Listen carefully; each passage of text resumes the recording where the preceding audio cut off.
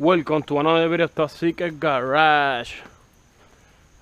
We've done a lot of work since the last time you guys saw the Supra, and but we are going to be installing the oh my god, this thing right here. I don't know if the angle is good with the camera though, but hopefully it's good. I have it mounted in my head. So this is the triple pump setup that we made to run E85. These are E85 compatible submergible lines. Same thing with these ones over here, and they're all three going to this place, like, and then this chamber, like, I don't know, makes them all into one 1-8 coming out. Then this one right here is a -6. I drilled it and I made it a -6, and this one is going to be -4.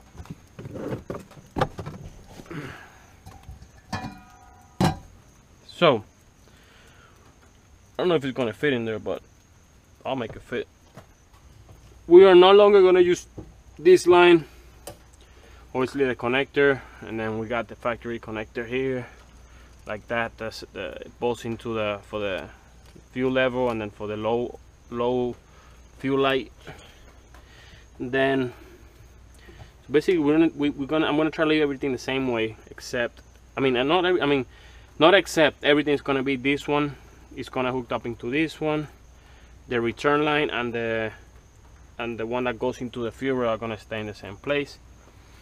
So we're gonna see if I can put this in here. See if I can fit it first. Hopefully it fits. Oh, look at this.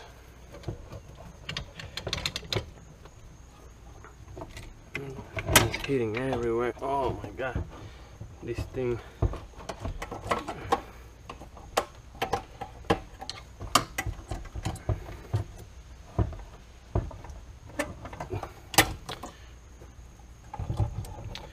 Take this out.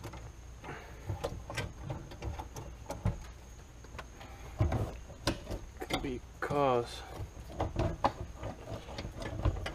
I'm gonna take this out. Okay, so what I'm gonna do is I'm gonna put this whole piece first, and then I'm gonna slide this on this side, and then I'm gonna clip it. I think that's the only way I can do it.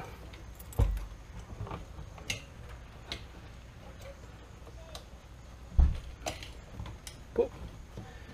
There it is. Make sure it clips. And I think we're in good shape. Okay, so now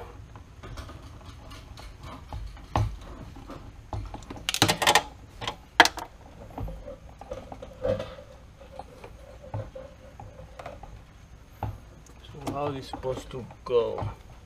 Alright, so this thing has a plastic inside the tank, which it keeps the fuel from running up and down, back and forth on the fuel inside the fuel tank. So the hole was a little bit too small to fit the 3 pumps, so I had to cut a little bit to the inside with these pliers, little pieces, and now it fit. I was able to put everything in there. So I think that's about it for the fuel tank itself. So we're gonna close this off right here.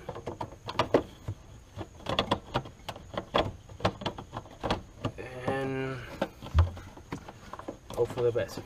I'm just kidding. So we finally got this tight.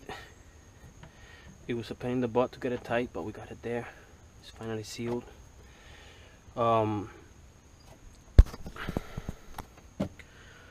only thing I have an issue with, which is not a big deal, it's just this plate. Once I put on the fittings over here, this plate, it won't sit. But other than that, everything else is pretty good. That's the only thing I'm noticing right now. Let me just get I don't even know what size was that. I can tighten this over here.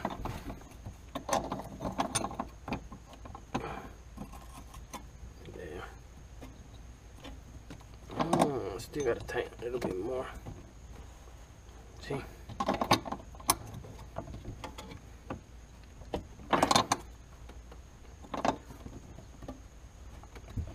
Hay que apretarlo un poco más. Alright, so I'm done here. I did this side right here. Just this line, still gotta do the high pressure and the return line, but I'm gonna run them new. And I forgot to put this. But it's not a big deal. I can do this pretty quick.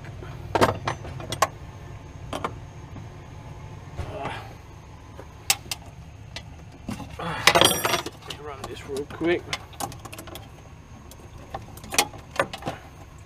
Okay, this is like some safety protection.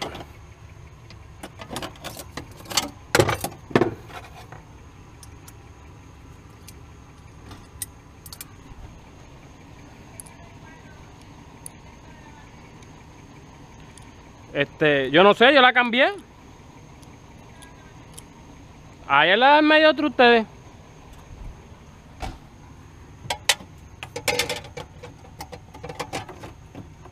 Alright, so we gotta slide this this thing down. How far down? I'm not sure, but we gotta slide it down. It's like just to make sure that it keeps pressure and it doesn't come out.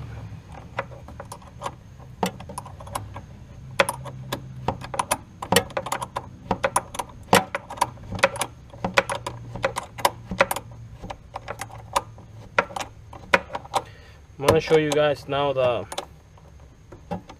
all the things we still have to put, and I'm gonna show you guys the engine, how everything is looking.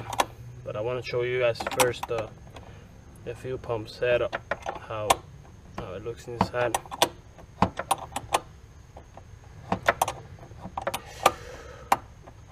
I think that's it. Let me connect this, and I'll connect this one later. All right, so I'm gonna show you guys real quick inside.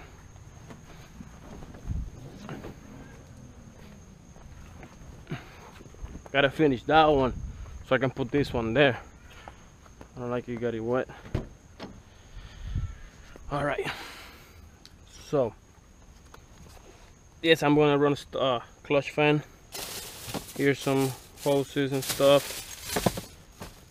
All right, so there's the Elite right there, if you guys can see it, but I'm just waiting on the igniter too. Got the Elite, and we got the wastegate fuel pressure regulator with the fuel pressure sensor. We still got some sensors in here. This is the fuel lines that we're running, you know, for E85 compared. She's got their Teflon -8-6, and we got all the fittings here. We got a bunch of fittings in there, so that's something we gotta put in next. Let me open the hood. Alright.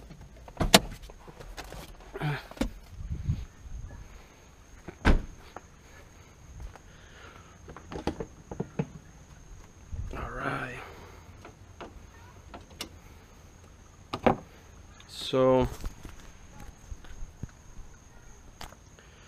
here's the intake already installed. Cellular cable.